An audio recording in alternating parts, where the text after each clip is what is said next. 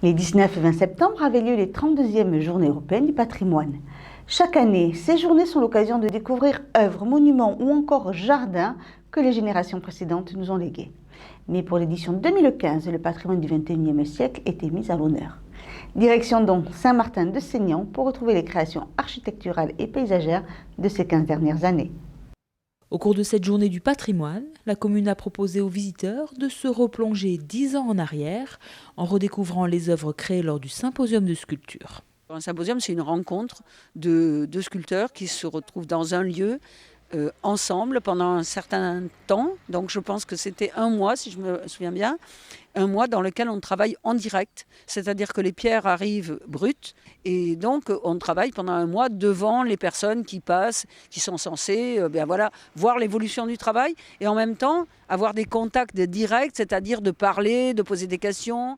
Le patrimoine du XXIe siècle, thème de ces 32e Journées européennes du patrimoine, était l'occasion idéale de remettre un coup de projecteur sur ces sculptures disséminées sur la commune. C'est important de faire redécouvrir le patrimoine de Saint-Martin-de-Seignan, que ce soit pour les nouveaux habitants ou bien les anciens, leur faire replonger en 2005, redécouvrir le chantier que ça a été. Et puis c'est aussi une manière de revaloriser notre patrimoine et les artistes également.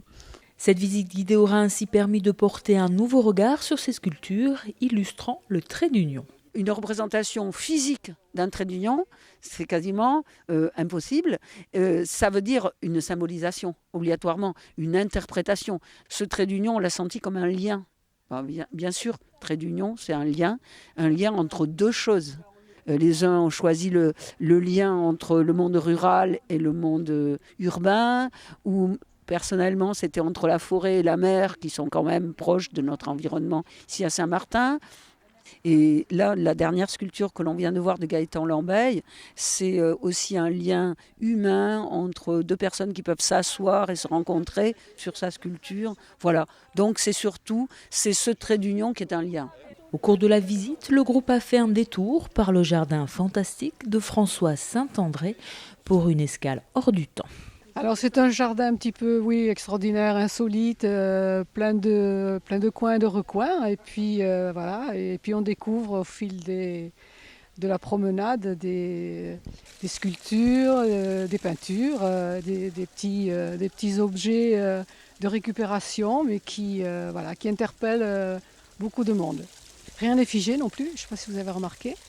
Il y a un esprit un petit peu japonisant quand même, parce que ça me plaît.